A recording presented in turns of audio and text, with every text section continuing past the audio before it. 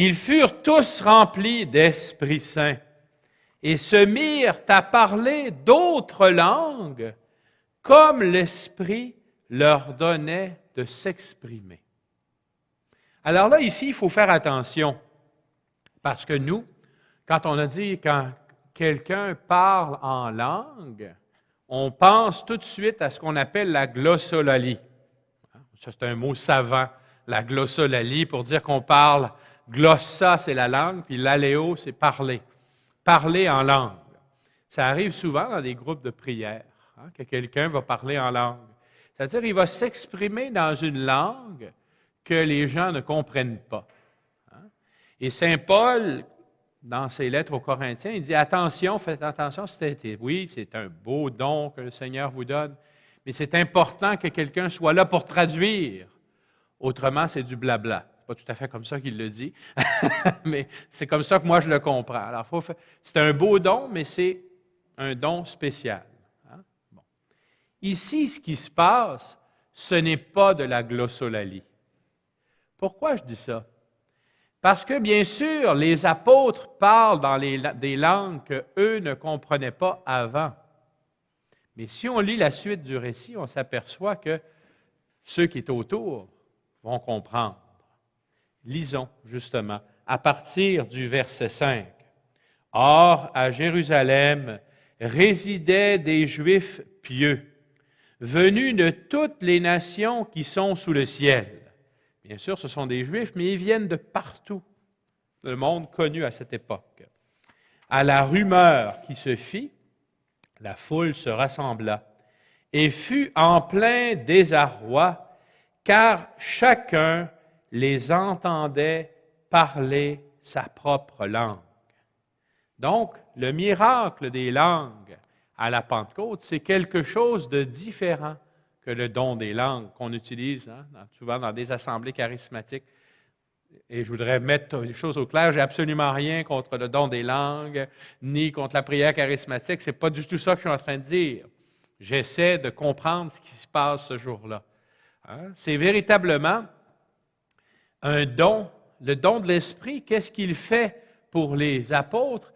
Il leur permet de dire l'Évangile dans d'autres langues. De sorte que les gens qui sont là, qui sont tous des Juifs, mais qui parlent des langues différentes, sont capables de les comprendre. Et voyez, il me semble que ça, c'est un beau clin d'œil que Saint Luc nous fait à nous. Rappelez-vous, on s'est dit que nous, l'Église, nous avons la mission de continuer à faire et à enseigner ce que Jésus a fait. En Actes 1:8, on a dit que nous avions aussi à être des témoins du ressuscité jusqu'aux extrémités de la terre. Si nous avons à être témoins du ressuscité jusqu'aux extrémités de la terre, il est important que nous soyons capables de parler la langue des gens à qui nous nous adressons. Si je m'en vais en Chine pour évangéliser, j'ai besoin de m'atteler, il va falloir que j'apprenne le chinois. C'est pas chinois, mais c'est ça.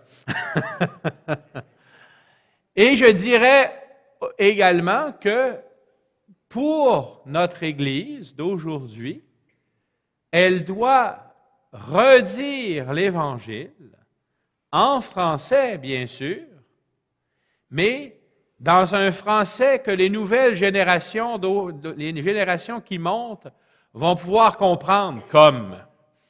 C'est moi, j'ai fait une faute de français, j'ai parlé comme un jeune, là.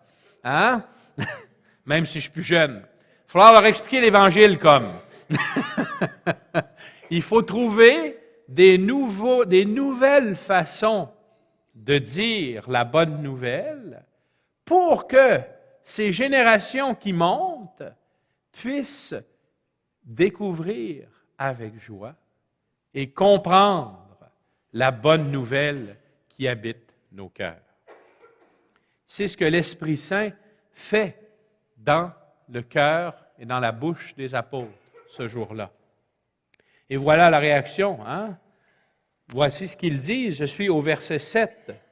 Déconcertés, émerveillés, ils disaient, tous ces gens qui parlent ne sont-ils pas des Galiléens?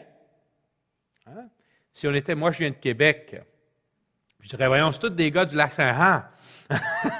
Ils parlent comme ça, hein? Bon, j'espère qu'il n'y a personne qui vient du Lac-Saint-Jean. Je les aime beaucoup, j'ai aucun problème avec les gens du Lac-Saint-Jean. Mes racines sont probablement là, hein, du côté de ma mère.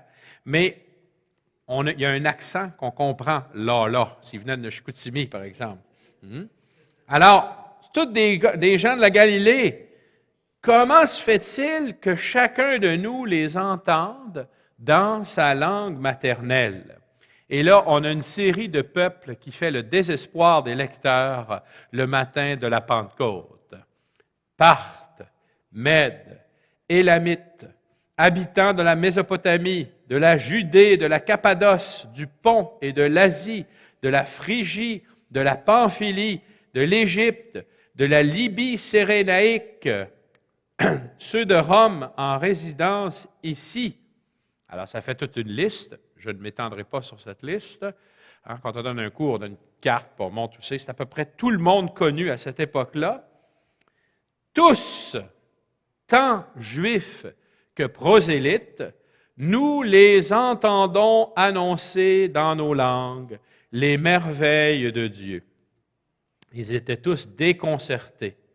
Et dans leur perplexité, ils se disaient les uns aux autres, « Qu'est-ce que cela veut dire? » Et ça serait beau, voyez, si dans notre façon de dire l'Évangile, les gens ressortaient d'une rencontre avec nous en se creusant un peu le coco en disant « Que c'est que ça veut dire? » Bien entendu, nous risquons d'avoir la même réaction auquel les apôtres ont eu fait, parce qu'il y en a d'autres qui s'esclaffaient en disant « Ils sont pleins de vin doux! » Ils ont pris un petit coup. Hein? Alors, et c'est là que Pierre, notre ami, alors s'éleva la voix de Pierre, qui était avec les 11. Il s'exprima en ces termes. « Hommes de Judée, vous tous qui résidez à Jérusalem, comprenez bien ce qui se passe et prêtez l'oreille à mes paroles. Non, ces gens n'ont pas bu, comme vous le supposez. Nous ne sommes qu'en effet qu'à 9 heures du matin. » C'est pas une bonne raison, ça. Moi, je connais des gens qui ont bu à 9 heures du matin, puis ils se disent toujours, il doit être 5 heures de l'après-midi quelque part dans le monde. Ils ont déjà commencé. Mais ce n'était pas le cas, aujourd'hui, là. Hein? Bon. Il s'agit de ce qui a été dit par le prophète Joël. Et là, finalement, je n'entrerai pas dans ce long discours de Pierre parce que c'est important, pas parce que c'est pas beau, mais parce que je veux passer à autre chose. Je fais des choix dans ma lecture. On va avoir un discours de Pierre à la prochaine émission, un petit peu plus long. On va en parler. Mais ce qui est important de se rappeler, c'est que tous ces discours missionnaires de Pierre et de Paul, ils sont construits de la même façon. Il y a d'abord une entrée en matière, une exorde que je viens de vous lire. Ensuite, on rappelle ce que Jésus a fait, son ministère.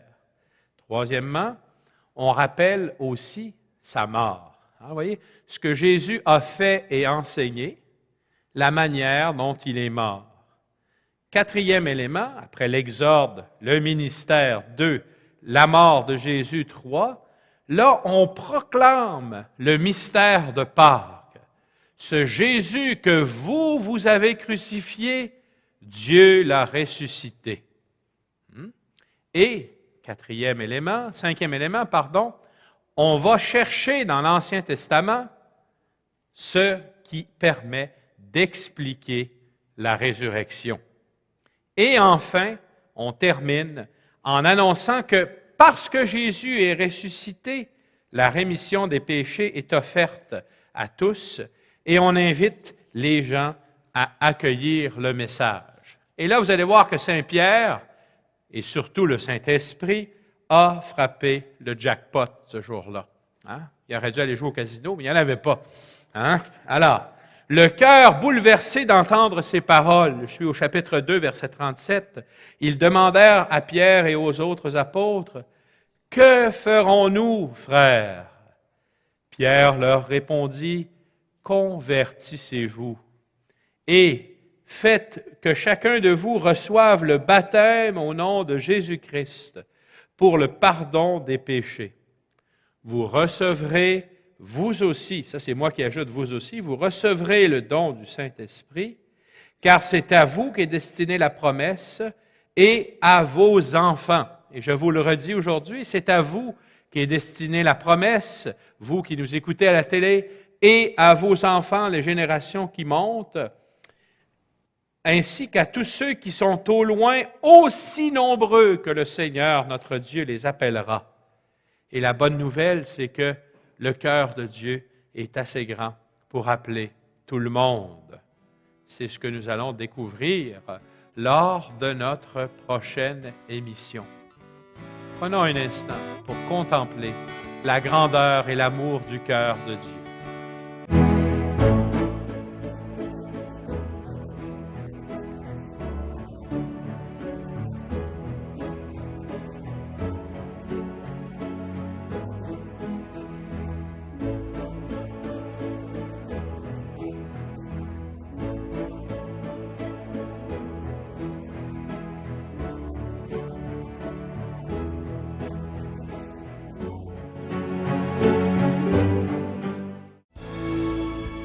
Une consolation éternelle et une bonne espérance. Dans cette nouvelle série, l'abbé Daniel Berniquet, vicaire épiscopal, encourage à choisir et à semer largement dans l'espérance, ce qui demande un surcroît de foi. Ce n'est pas refuser de faire face aux problèmes, mais c'est choisir de faire confiance. Ne tardez pas à vous procurer ces 3 DVD en faisant parvenir votre chèque à l'adresse indiquée à l'écran. Bondissant! Imaginez-vous, on aurait bondi nous autres aussi, hein? Il louait Dieu. Tout le peuple le vit marcher et louer Dieu. On le reconnaissait. C'était bien lui qui se tenait pour mendier à la belle porte du temple. Et les gens se trouvèrent complètement stupéfaits et désorientés par ce qui lui était arrivé. L'homme ne lâchait plus Pierre et Jean. Je me demande pourquoi. Hein? Tout le peuple accourut autour d'eux, stupéfait, au portique appelé portique de Salomon. À cette vue, Pierre s'adressa au peuple. Alors, tout à l'heure, la dernière émission, j'ai résumé rapidement comment ça se passait, un discours de Pierre. On va prendre le temps de le lire, celui-ci. J'étais pris dans ma cage de peur.